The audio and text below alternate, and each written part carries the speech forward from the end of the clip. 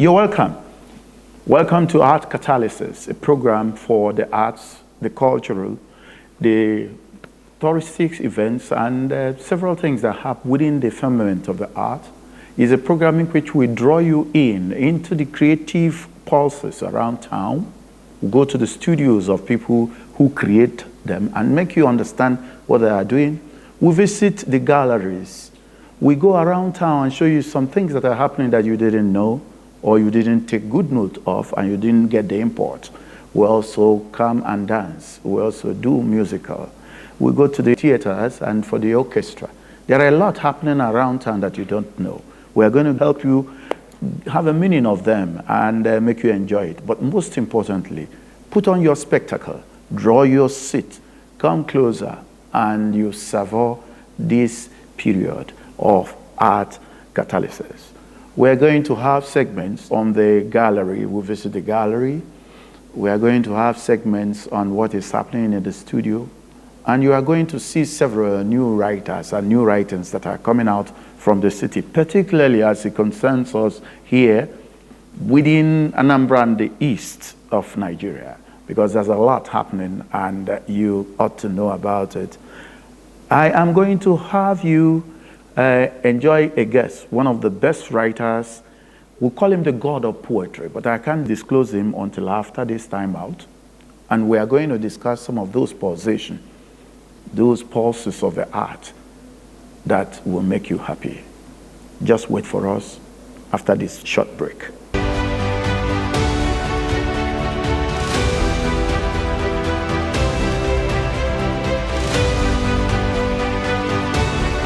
We are back.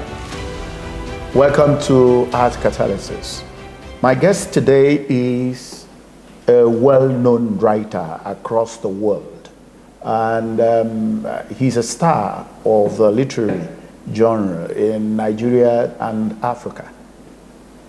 My guest is Uzo Maxine Ozato. Actually, within the literary field, we call him the god of poetry. You're welcome. Thank you, Chuka Nabife. The man that took the big name. We call him the god of poetry because actually he is. And he's a deity within the field. He also has a book, actually so titled. He has a book called The God of Poetry. And I don't know how you have your way with some scary or humongous titles for your books. One of his collection of plays is called A Play of Ghosts. He's a journalist. He's been in the short list for Ken Prize, been in the long list too, and has been in several residencies across the world.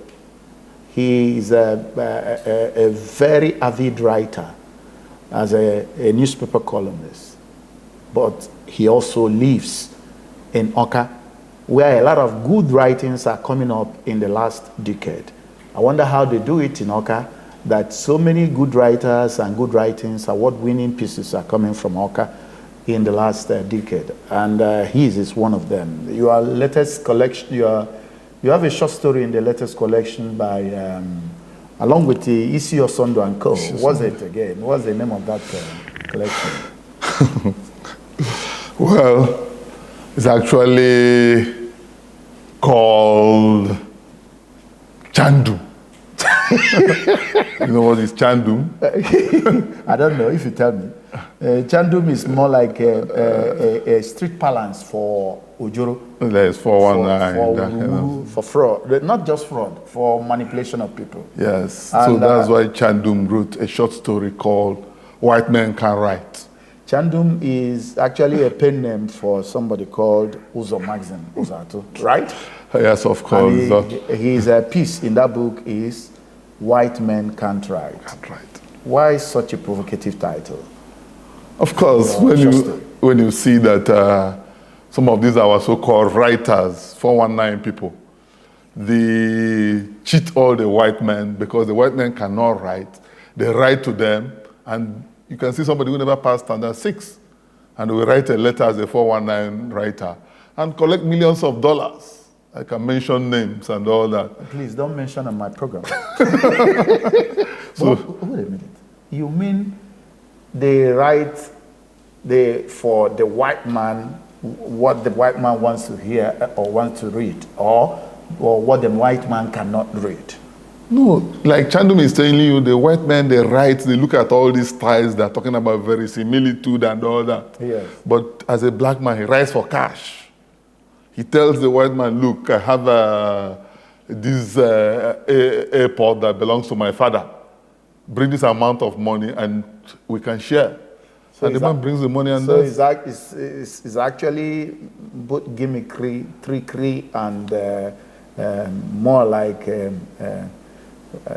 it's not hypnotism, is it? No, it's like the white people talk about confidence men. Yeah. People who come and grab you into their confidence and they cheat you. That so look, it's actually cheating. Cheating the person, but the person from the one, you are talking about good things, too good to believe. But if you believe, anything that goes with it, you have to accept.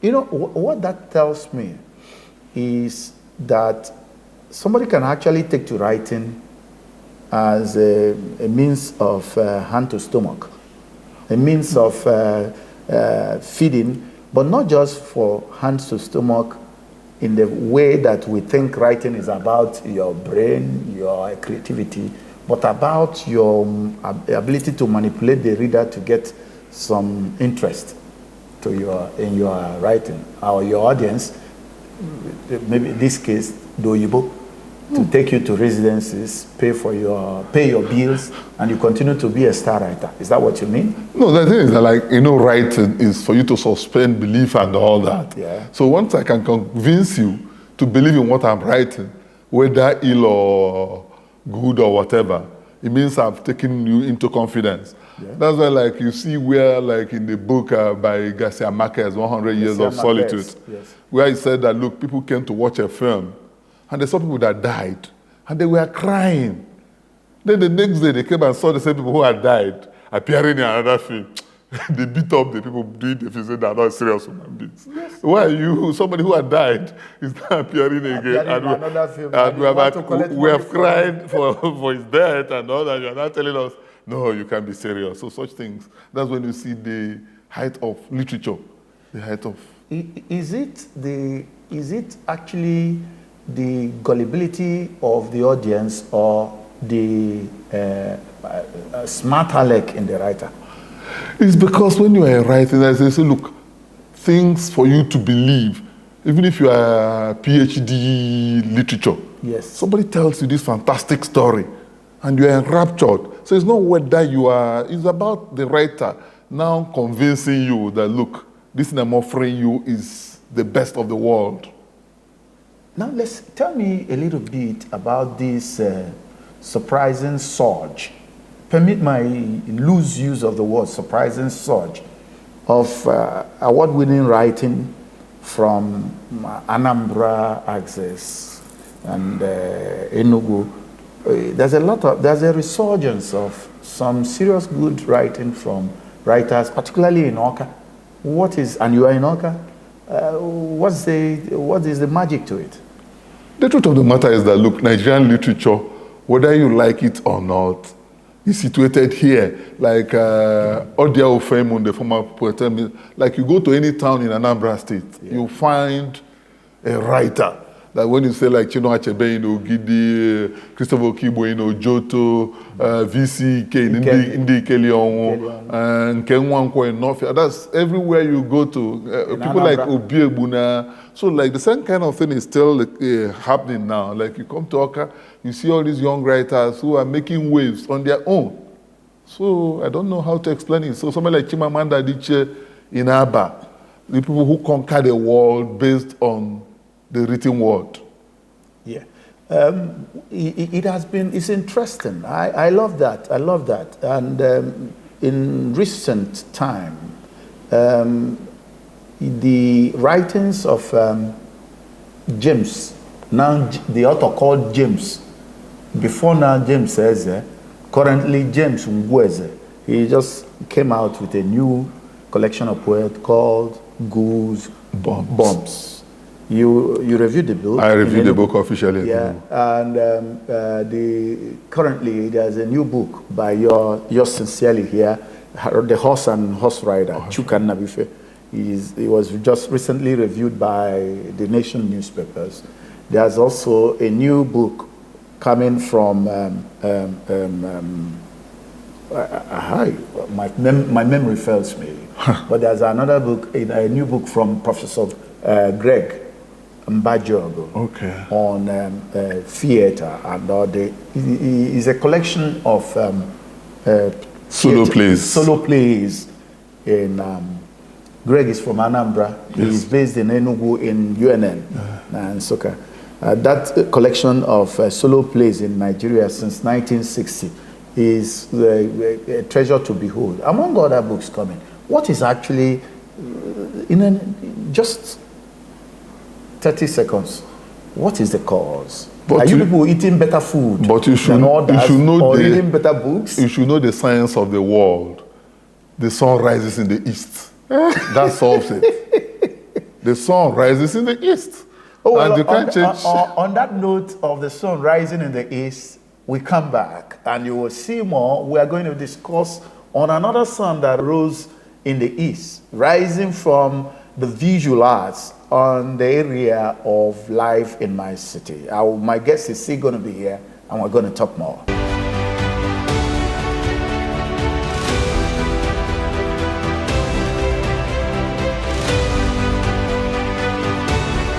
You're welcome.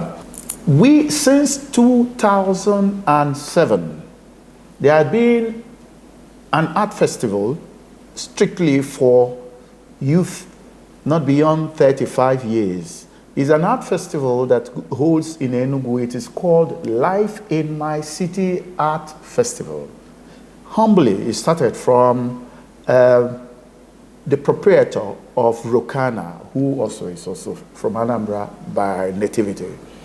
It started from the Chief Robert Orji Foundation. And that Live in My City art festivity had grown to become a yearly festivity, even amid COVID it held all over Nigeria. But the most interesting part of that festival is while there were several zones, regions of collecting artworks, now there has never been a region in Anambra. This year, Anambra broke the ice and they had an exhibition and a collation of the artifacts from Anambra zone. It was held in a museum in Awka. Permit the name, you are going to see the pictures, and when you see it, we discuss it further.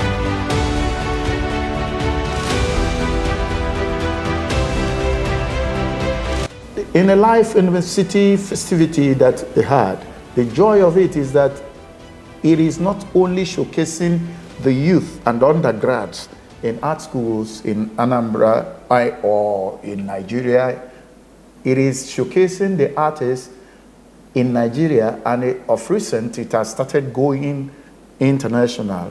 In the Dark Art Festival, Dark Art Biennial in Senegal, they showed. They are also going to show in some other international art meet. It is a series in which they select the top artists who wins the major diadem and 10 others, as well as some other 90 pieces that are going to win one prize or other, all coming through the Chief Robert Orji Foundation, as well as other organizations that are supporting the good deed. It has turned out to be one of the biggest festivities of arts and endowments for art in Africa. As Anambra joined the fold, becoming the 13th region where you select works for the Life in My City contest. I would like to share a thought about it with my guests. What do you think? You were in the exhibition. What's your opinion about what happened there? The Anambra beat of the Life in My City entries.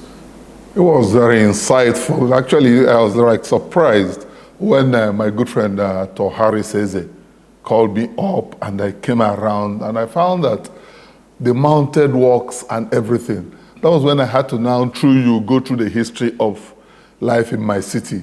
And I said, look, you know, Oka is a blacksmithing town. So this is supposed to be the home of art. And anything about art that Oka is not involved, you will feel like there's still something lacking.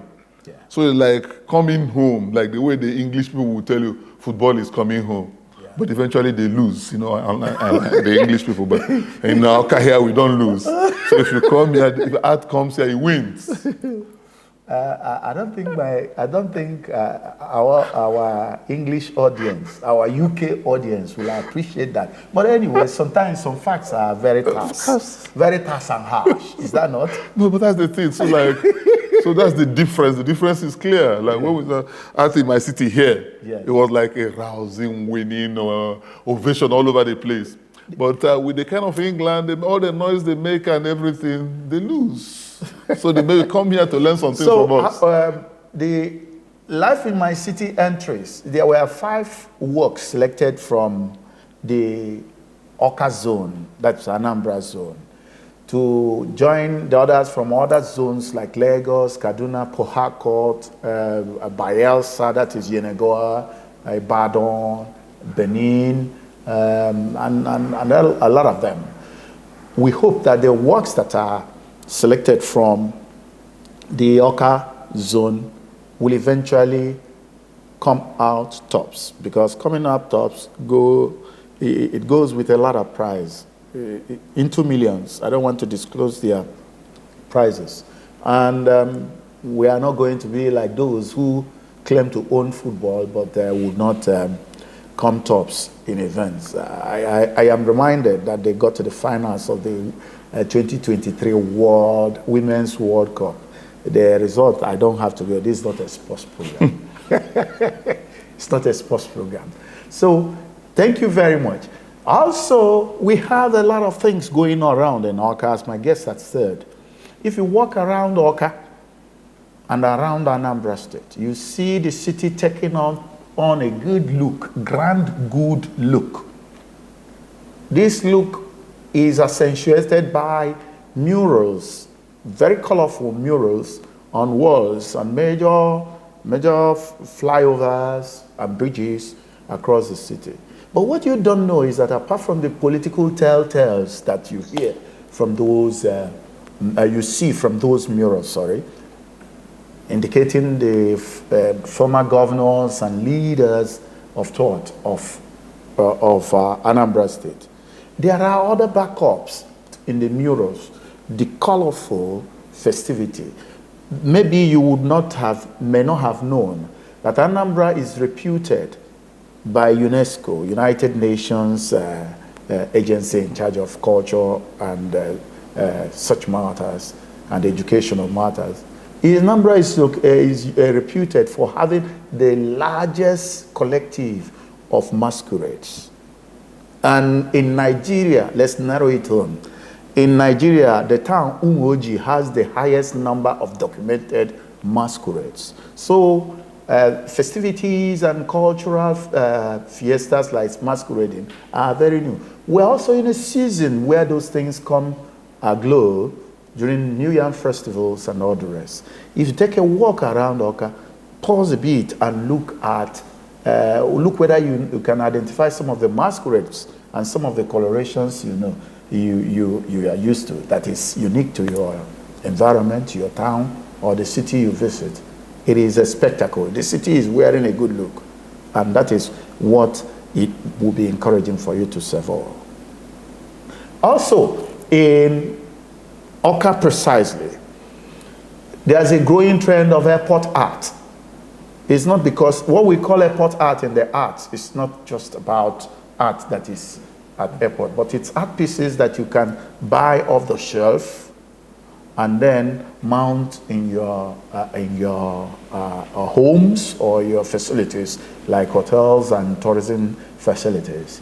There's a growing trend of airport art, and some of the young men who do it, these are not mainly artworks that you mainstream, but they also tell a little stories about the town and they tell a little story about the art aficionado around in a given setting. And it is always said that where you have a lot of art appreciating people, you have a lot of life and liveliness. So whenever you go around Anambra, you are going to see a lot of such vista.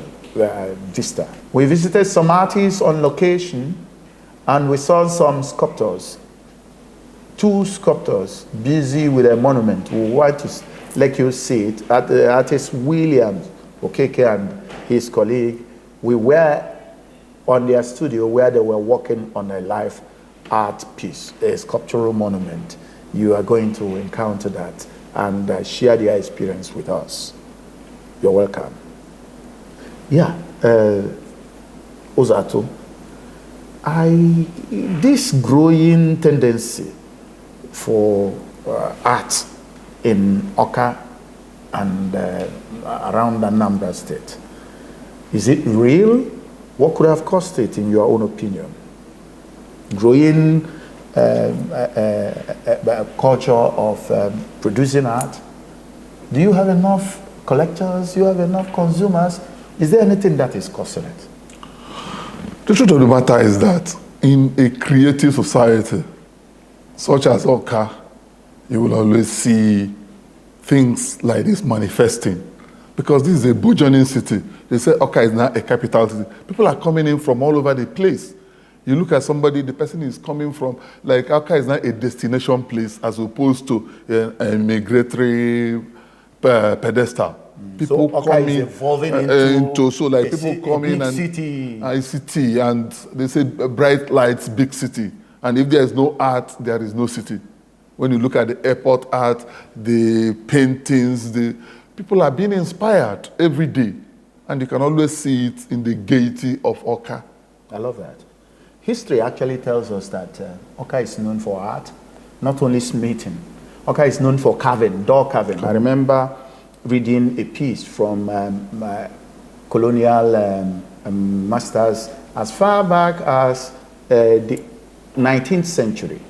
The writer said that you can get art made in the form of music with any instrument around the area of the Igbo region near the Niger. Even in Buckingham Palace, where they have their royalty and everything, I guess 2 men in Awka came to help with the artworks there. But you know that the British people, they don't always like to give credit. I also learned about the carved doors of Awka while in the early stages of art school.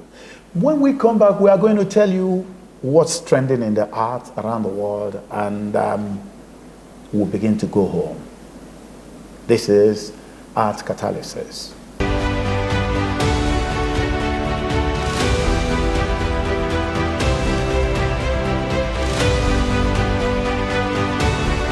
You're welcome. We're going straight into what's trending. And what do you know about artists and their colleagues? And what do you know about how an artist contributed or is contributing to growing spectrum of knowledge around him? The artist Chijoke Onora, in a Facebook post, reminded us of one deceased artist, Okeke Oneke, and he showed us some of the drawings he did. Very, very engaging drawings. But most importantly, what is engaging about the drawings of Oneke is that he did them while in hospital bed. And the perfect anatomy, perfect capturing of mood, and perfect representation, even representation of doctors who attended to him, were very, very evident. The same artist, Onora Chijoke, also gave us an interesting piece. When, sometimes we ask people who teach art, because Chijoke Onora teaches art, he's a professor. We ask people who teach art, what do you do in studio? Some of his works in the early stages, he served it on Facebook, and you can marvel at the level of aesthetics and creativity. He has a work called Mystery of Childhood.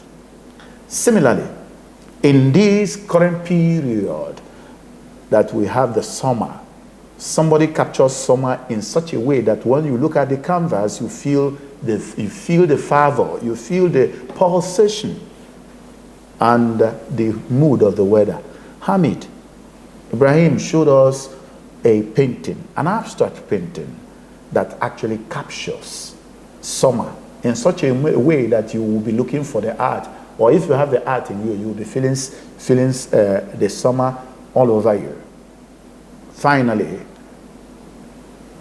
Ayo Adewumi, Enugu-based artist, and also, interestingly, the director of the Life in My City, the artistic director of Life in My City Art Festival, served a piece of his work on Facebook and is gathering a lot of comment. It is called Footnote of Time. That work captures the anomy, the pains of Nigerians and people within the economic gloom. Enjoy these pieces as your tonic for the day as we recede. May I ask you, do you know Uli? Do you know Adinkara? Do you know all these designs that you have on walls? Yes, do you know that you can give yourself a modern setting with them? Victor Epuk did that in the Dubai Biennale of Calligraphy Art, and the whole world are watching. You can say it here. We'll serve you the pictures.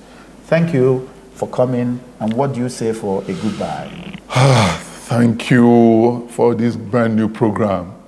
It's a sign of wonders to come. Signs and wonders in the art world as opposed to religion. We have ghost people. Thank you. Thank you. Yeah. Thank you, and remember to expect us. It's a weekly program.